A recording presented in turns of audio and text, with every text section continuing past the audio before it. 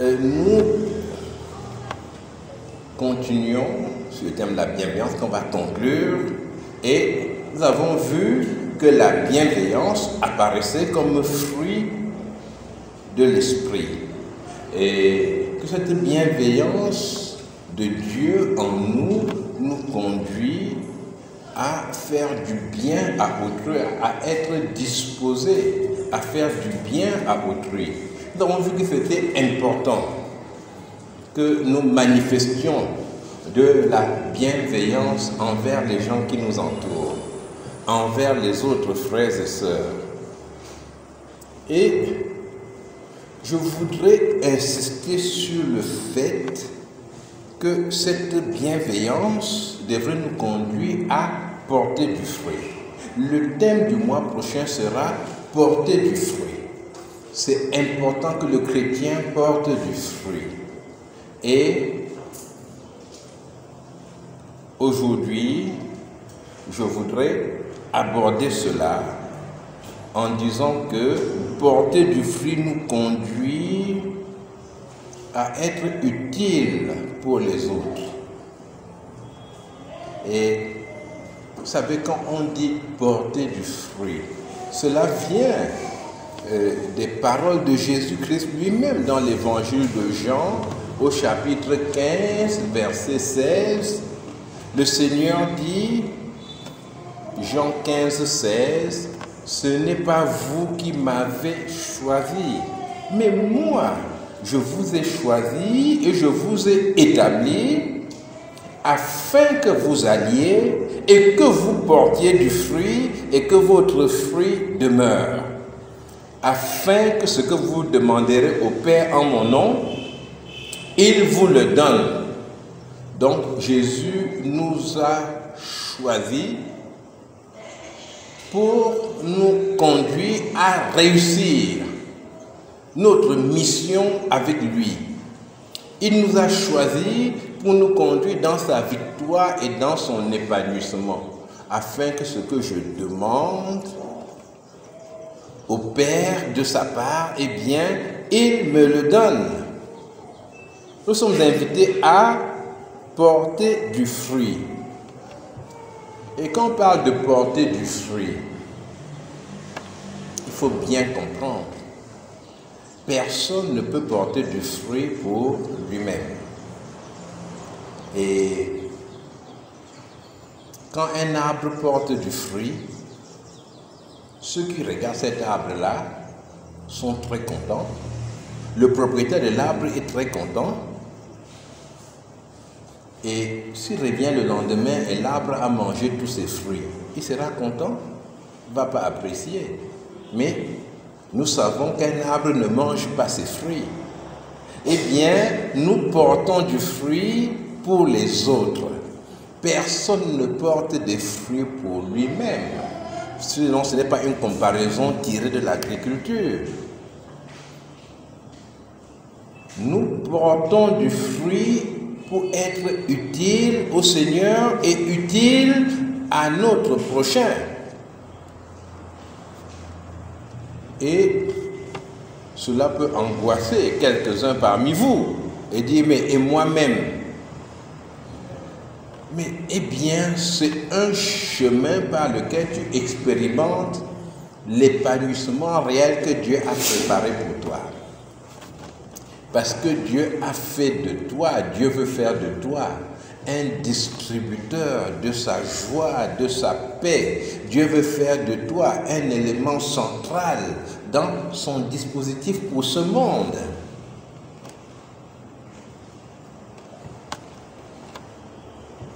Nous pouvons marcher sur la route, mais en général, l'élément le plus important, c'est le carrefour, là où plusieurs routes peuvent se joindre. Et Dieu fait de nous des carrefours dans la vie. C'est là qu'il y a les fruits. Et plusieurs personnes viendront vers nous pour recevoir la parole de Dieu, recevoir l'encouragement qui vient de lui, la joie de vivre que Dieu donne, le connaître et être sauvé. Et le Seigneur Jésus-Christ va lui aussi trouver sa joie en nous. Dieu est le Dieu bienheureux. La Bible le définit comme le Dieu bienheureux. Penser qu'être en Dieu peut me conduire à être malheureux, c'est une pensée diabolique. Lorsque Dieu est dans ton cœur, dans ta vie, quand il a pris sa place, tu expérimentes le bonheur qui vient de Dieu. C'est pour ça que David, dans l'un des psaumes, dit que tu mets dans mon cœur plus de joie qu'ils n'en ont quand abonde leur nourriture et leur vin. Pour dire cela, il faut avoir expérimenté la présence de Dieu. La nourriture, le vin. Mais oui, David disait que la présence de Dieu dans son cœur lui apporte plus de joie que celle des milliardaires de tous les autres. Gloire soit rendue à notre Dieu. Et je voudrais donc poser la question ce matin, est-ce que nous sommes utiles pour les autres? Bon, premièrement, est-ce que vous vous êtes un jour posé cette question? Parce que vous venez jamais vous êtes posé la question de votre utilité. N'est-ce pas? Avoir passé la vie à voir qui est utile pour vous, n'est-ce pas? On va s'en sortir comment? Comment? Mais est-ce que nous sommes utiles pour les autres? Et si vous n'avez pas une réponse satisfaisante à cette question, ce n'est pas uniquement de votre faute.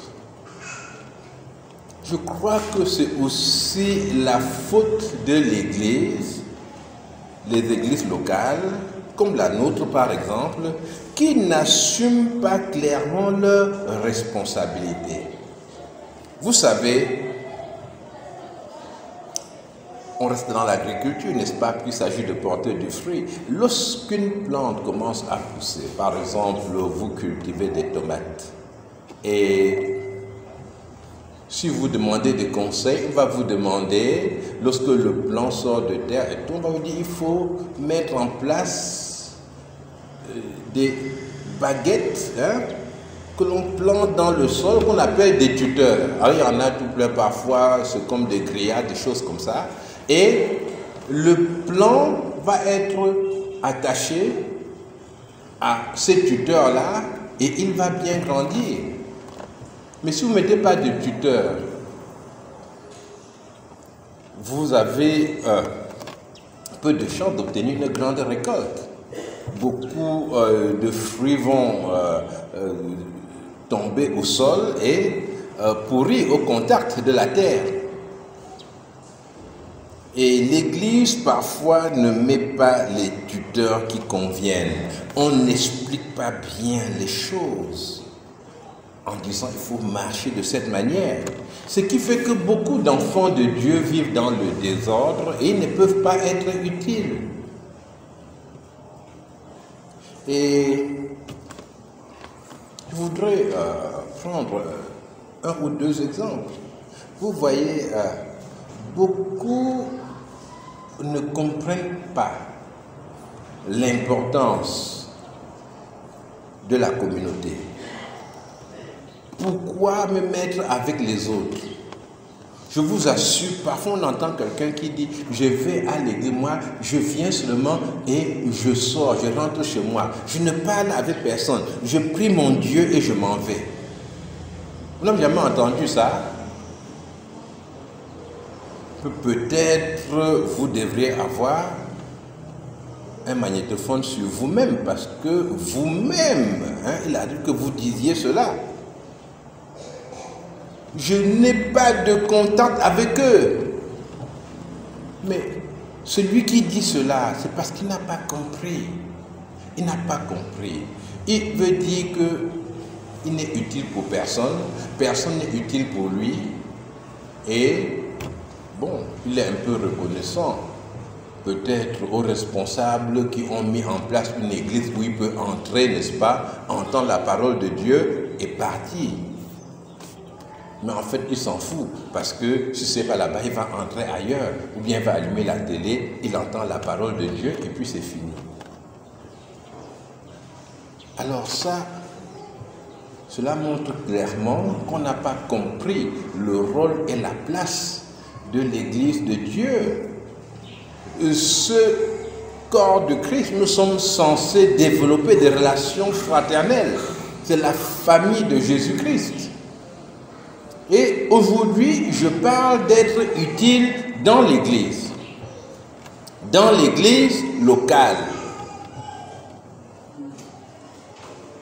Beaucoup même n'ont pas de notion d'église locale. Ce dimanche, je vais à Messa, dimanche prochain, je vais à Kondongo, dimanche suivant, je suis à Biémassi. Comme ça, je sais à peu près ce qui se passe, je reçois beaucoup de messages, j'ai fait l'équilibre dans ma tête, mais ça c'est votre programme à vous. Mais dans la pensée de Dieu, il s'agit de s'enraciner avec d'autres personnes, de développer vraiment une vie commune, de gagner, de perdre aussi, mais d'avancer ensemble, avec des joies, des larmes, mais d'avancer ensemble comme une famille de Dieu et commencer à apprendre à compter sur le Seigneur et à vraiment dépendre de lui. Je voudrais vous inviter vraiment à choisir d'être utile pour les autres, au milieu des enfants de Dieu. Ouais, je suis très concurrencé par un bébé là-haut. Est-ce qu'on peut réussir à dire au bébé que je vais l'écouter, n'est-ce pas, après la prédication? Alors, donc, je parlais parmi les désordres de cette irrégularité où on est planté nulle part. Et un autre désordre, c'est que beaucoup de gens viennent au Seigneur, ils se tournent vraiment vers Dieu, mais avec des points de vue qu'ils ont déjà sur certaines questions doctrinales importantes. Vous voyez? Donc ils reçoivent Jésus dans leur vie, mais ils sont prisonniers de certains points de vue doctrinaux importants. Par exemple, il y a des gens qui viennent au Seigneur déjà avec leur religion. C'est-à-dire, ils disent à Dieu, si tu veux que je te suive, il faut que tu t'intègres dans ma religion. J'avais vu un adulte, c'était un ami de M. Tchana, ici, et c'était un ingénieur comme lui. Vous voyez, ce sont des gens qui ont beaucoup étudié, qui ont fait des spécialisations. Et j'étais content parce que je me disais, avec celui qui a beaucoup étudié, qui aime le Seigneur, c'est sûr qu'il va dire des choses importantes. Je lui ai dit, mais avec ce que je te vois faire, je ne comprends pas. La doctrine que tu suis là, ça me semble très loin de la Bible. Pourtant, tu es né de nouveau. Il m'a dit qu'il est à l'endroit où son père était. Et il sait que Dieu aimait son père. Dieu ne pouvait pas laisser son père là-bas comme ça. Donc, il suit ce que son père lui a dit. Mais je me suis dit, mais dans leurs études d'ingénieur, ces gens ne suivent pas ce que leur père a dit. Ce qu'ils apprennent, ça ne vient pas de leur père. Parfois, ils vont même dans d'autres pays, n'est-ce pas, pour continuer leurs études. Ils abandonnent le pays de leur père. Et beaucoup de personnes viennent au Seigneur et sont limitées par les choses en lesquelles ils ont cru au départ. Et ils les traînent comme s'ils étaient déjà avant dans le Seigneur. La nouvelle naissance est une rupture. La nouvelle naissance dans ta vie, mais c'est un choc. La nouvelle naissance, c'est une mort et c'est une résurrection. La personne qui vient à Jésus est une nouvelle personne. C'est pour cela que je voudrais ce matin vous proposer une petite notion, un mot que vous n'allez pas oublier et sur lequel vous allez réfléchir. C'est celui de l'héritage. Quel est l'héritage que tu as apporté en Jésus-Christ? C'est-à-dire, tu as apporté quoi pour devenir chrétien avec ça? Vous comprenez ce que je dis? Par exemple, j'étais catholique et je suis devenu un enfant de Dieu. Puisqu'il n'y a aucune religion qui fait de toi un enfant de Dieu, quelle que soit la religion que tu as au départ, il faut accepter Jésus-Christ comme Seigneur, comme Sauveur. J'étais catholique et j'ai ma photo de Saint Bernard. Et quand je prie ça, je me sens presque au ciel avec Saint Bernard. Et donc, si Dieu veut que je le suive, il faut que j'entre avec Saint Bernard. Et voilà, quelque chose qui va vous conduire à une vie de désordre parce que vous n'êtes pas entièrement planté dans le Seigneur. Vous êtes entré dans la maison, mais vous avez laissé votre main dehors. Vous savez, laisser sa main dehors, c'est dangereux. Vous avez vu avec le coronavirus, on dit il faut laver ses mains, il faut utiliser tout ceci, mais ta main est dehors. Vous vous rendez compte avec votre main dehors? Le diable a des seringues, il injecte ça dans ta main qui est dehors. Tu vois ça? Et il te contamine entièrement. Et il te détruit. Tu vas laisser une partie de toi-même dehors. Quel est l'héritage que tu transportes? J'ai beaucoup de mal avec ceux qui ont adhéré à un moment donné à l'évangile de la prospérité.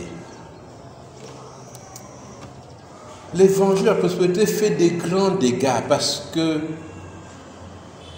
c'est un évangile qui ne laisse aucune place à la souffrance. Mais tout message, quelle que soit son apparence chrétienne, qui ne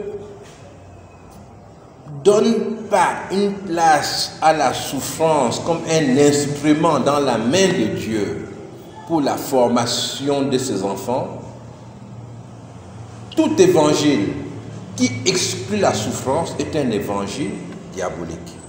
Je vous assure que c'est fabriqué directement en enfer. Maintenant, vous direz que je ne suis pas d'accord parce que là-dedans, il y a des choses qui sont vraies. Oui, il y a l'Ancien Testament, non? Qui tu seras toujours la tête et non la queue, etc. Mais c'est à quelle condition? C'est à la condition que tu suives les paroles de cette loi. C'est-à-dire que tu te conformes à tout ce que Dieu a dit. Et justement, c'est donné aux hommes pour que les hommes se rendent compte que c'est impossible d'y arriver.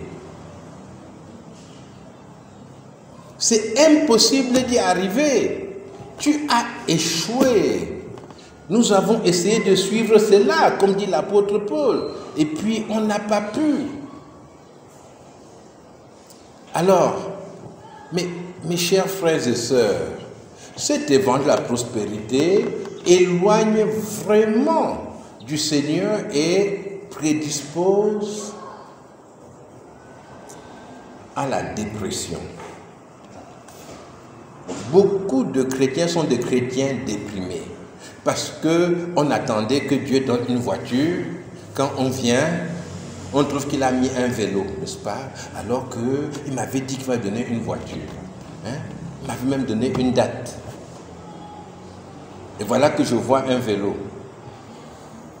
Et on prie. Seigneur, je sais que le vélo, c'est une voiture. Merci pour la voiture que tu m'as donnée. Merci. Les hommes croient voir un vélo, mais au ciel, c'est une voiture. Et on vient, j'ouvre la portière de ma voiture, on pose la main et puis on sent plutôt le guidon du vélo. Vous voyez, ce n'est pas une voiture. Après quelques jours, on dit, c'est quand même un vélo. Oh Dieu, comment tu m'as trahi comme ça? On se met à pleurer. Et je vous dis la vérité. Ces gens disent même du mal de Dieu. Que Seigneur, comment tu peux faire ça? Vous entendez dire, Seigneur, tu as échoué. Je dis, ah, Seigneur, il a échoué. Je me dis, qui a corrigé l'épreuve de Dieu pour déclarer qu'il a échoué? Qui a corrigé la feuille du Seigneur? Parce que comme enseignants, nous donnons des résultats. Disons, tel a échoué. Mais oui, parce que nous avons le pouvoir de donner des notes et de dire qu'on a... Qui peut dire que Dieu a échoué? Il a échoué à quoi? À ton petit examen, à ton héritage corrompu que tu as voulu apporter devant lui. Donc, mes frères et sœurs, faisons attention à l'héritage que nous avons. Et l'Église doit donc offrir, comme j'ai dit, un cadre aux croyants pour devenir utile dans l'Église. Par exemple, ici, dans cette église, en ce moment, nous avons besoin de jeunes, de vieux, de personnes qui peuvent aider à assurer une permanence dans l'église. C'est-à-dire des gens qui disent « je suis là de telle heure à telle heure ». La permanence, c'est utile pourquoi? Parce que des gens passent, ils ont des problèmes, ils ont ceci ou cela, et vous pouvez parler avec eux et les référer aux anciens de l'Église. C'est-à-dire que vous n'êtes pas le point final dans la permanence, mais ça fait que les portes de l'Église sont ouvertes en permanence. Hein, vous voyez, non? La permanence. Et ceux qui viennent, vous pouvez les référer, parce que sinon, on peut construire une église, investir, je ne sais pas, des millions, des centaines de millions et ne pas faire l'œuvre de Dieu. Parce que les gens arrivent, vous êtes toujours fermés. Les gens arrivent, ils ne trouvent personne. Mieux vaut investir moins et pouvoir accueillir les gens. Hein? Et ça, vous pouvez vous rendre vraiment utile. N'hésitez pas à venir me voir si vous avez une période de la semaine avec des horaires où vous êtes vraiment là. Vous serez utile. Hein? Vous aurez mis votre temps à profit. Hein? Devenez utile. Vous pouvez vous installer même et travailler. Un étudiant se met à étudier. Bon, je sais que les étudiants vont être très contents de s'asseoir ici, à ma place, n'est-ce pas, et d'étudier directement sur cette table. Hein? Bon, ça c'est permis pendant la permanence. Hein? Vous pouvez vous mettre ici et étudier. Mais je vous invite vraiment à vous rendre utile. L'Église aussi donne un cadre à ceux qui en font partie. Par exemple, il y a plusieurs groupes dans l'Église. Il y a un groupe de jeunes. Il y a un groupe de jeunes actifs. Quand vous travaillez, vous êtes au chômage, vous voulez être des gens avec vous pouvez partager vos expériences, avancer dans le Seigneur. Mais il y a de la place pour vous. Vous pouvez vous investir dans ce groupe-là et être utiles les uns aux autres. Et l'Église demande que chacun de vous ait des connaissances de la parole de Dieu. Une connaissance au moins élémentaire. je vous assure, il y a des gens qui deviennent enfants de Dieu et qui gardent les mêmes connaissances que celles qu'ils ont eues quand ils étaient dans le monde, ou bien celles qu'ils ont eues à l'école du dimanche. Ils ne progressent en rien.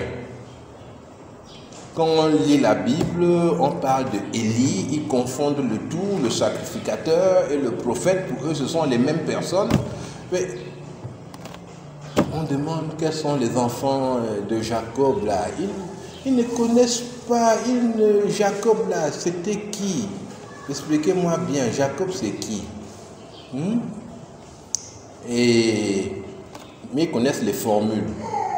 Seigneur, je te prie, toi le Dieu d'Abraham, d'Isaac, de Jacob, et puis Maranatha, des choses comme ça. Voilà ce qu'ils font pendant la prière. Ils prononcent des formules. Ah Seigneur, tu es puissant. Et puis ils prononcent quelque chose comme ça. Et puis au nom de Jésus-Christ, on ne va pas accepter ça. Il secoue la fenêtre, il secoue la porte, il crie dans la maison. Mais ce n'est pas ça. Il faut que vous connaissiez la parole de Dieu. Donc, ici nous avons un cours qui est un cours élémentaire que vous pouvez suivre tous les dimanches après le culte, donc en groupe, et c'est une formation au premier pas dans la foi. Vous avez rencontré Jésus-Christ, je ne sais pas depuis combien de temps, mais maintenant, il y a des éléments simples qu'il faut bien comprendre. La nouvelle naissance, par exemple, l'assurance du salut. Parce qu'il y a des gens qui ont levé le doigt dans une évangélisation et ils ont dit « j'ai cru en Dieu ». Et on les a convaincus que c'était cela. Mais au fond d'eux-mêmes, ils n'ont pas la certitude qu'ils sont sauvés. Eh bien, il faut qu'ils comprennent bien ce que la Bible enseigne comme la nouvelle naissance. Ce n'est pas de donner seulement son doigt à Dieu, n'est-ce pas? Dans l'évangélisation, je te donne mon doigt, l'autre je te donne ma main, l'autre se lève, Seigneur, mais il faut donner son cœur au Seigneur et lui donner tout. Ce sont des choses qu'on doit bien comprendre. Donc cette formation au premier pas là, c'est une formation pratiquement obligatoire ici. Je dis pratiquement parce qu'il y a certains parmi vous qui connaissent la Bible mieux que moi. Je ne veux pas demander qu'ils aillent faire la formation, le premier pas. Mais normalement, celui qui vient au Seigneur, il faut qu'il apprenne cela. Et je crois que ça doit prendre 3 mois, quelque chose comme ça, chaque dimanche. Et ça vous donne d'être en communion les uns avec les autres, discuter avec les autres, rencontrer les anciens, le pasteur s'il le faut, pour les points que vous n'avez pas bien compris ou bien les points où vous n'êtes pas d'accord. Et ensuite, vous êtes capable aussi de discuter de certaines questions chrétiennes avec des notions purement bibliques et non les notions que vous avez ramassées dans la sagesse humaine. Et un dernier élément, c'est le baptême. Et sur la question du baptême, nous devons faire attention. Nous devons faire attention parce qu'il y a plusieurs notions de baptême qui sont concurrentes. Et beaucoup viennent au Seigneur, c'est-à-dire ils donnent leur vie au Seigneur, et quand ils arrivent dans le Seigneur, ils disent à Dieu, j'étais déjà baptisé. Vous comprenez ça? C'est-à-dire, ils viennent au Seigneur et ils lui disent, j'étais déjà avec toi. C'est comme si quelqu'un entrait dans l'armée. On dit, ah viens, maintenant tu vas être un capitaine. Il dit non, avant l'armée, j'étais déjà capitaine. Vous comprenez ça? Ou bien quelqu'un qui va au lycée, il s'inscrit et on veut le préparer au baccalauréat, il dit non. Avant de venir ici, j'ai déjà le bac. C'est-à-dire, il connaît Dieu avant de le connaître. Hein? Comment on peut être baptisé? Être baptisé, c'est donc j'avais déjà pris l'engagement de suivre Dieu, parce que le baptême, c'est l'engagement d'une claire conscience devant Dieu. Donc tu as pris cet engagement-là avant de devenir un enfant de Dieu. Je vous assure,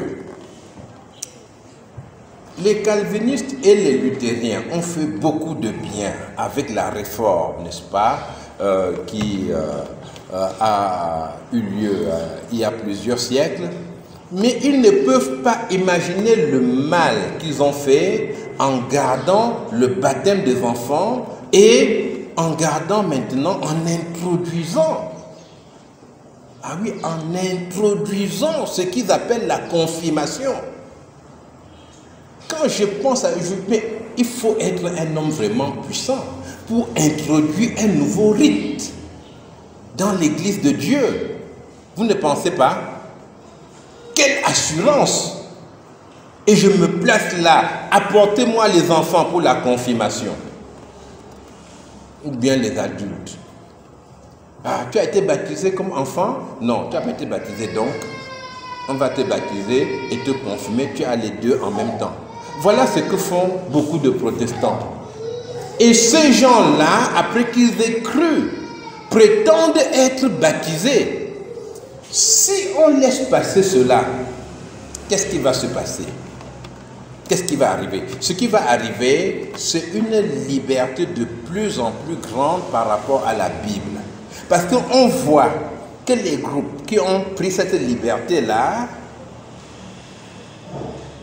ont enlevé à la Bible son caractère normatif. C'est-à-dire, on peut adapter la Bible à notre époque. Or, Jésus est venu pour apporter au judaïsme toute la modernisation qu'il fallait pour libérer la foi en Dieu de tout ce qui était la culture des Juifs. Il est venu maintenant pour faire un lien entre Dieu et n'importe quelle civilisation, n'importe quelle culture. L'évangile s'incarne partout. L'évangile est universel. Quelle modernisation on peut apporter encore à l'évangile? C'est un évangile de tous les temps, c'est l'évangile éternel. Donc, nous ne pouvons rien y apporter. Mes frères, mes chers amis, ce premier glissement-là conduit maintenant à d'autres glissements. On voit que les protestants en Europe, qu'est-ce qu'ils ont fait? Ils sont passés à l'homosexualité. Malgré, n'est-ce pas, les nombreux versets bibliques qui s'y opposent et qui appellent cela pas seulement un péché, mais une abomination. Ils sont passés à l'homosexualité, comme ce n'est pas tout, ils ont décidé eux-mêmes de célébrer les mariages homosexuels. Mais cela vient de différents glissements. C'est pour ça que sur le point du baptême, eh bien, il ne faut pas s'amuser. Il faut que les églises qui veulent servir Dieu de tout leur cœur soient fermes sur cette question-là. Et, comme vous le savez, notre désir ici, c'est un retour à la Bible. Revenir à la Bible. Après nous, il y aura d'autres gens qui trouveront peut-être que nous avons fait des erreurs, hein, et qui vont dire, ils reviennent à la Bible. Ce mouvement permanent de retour à la Bible, c'est le mouvement qui va permettre que l'Église garde sa puissance et que chacun de nous soit utile l'un pour l'autre. Que le Seigneur vous bénisse, qu'il vous rende utiles les uns pour les autres. Amen. Nous allons prier.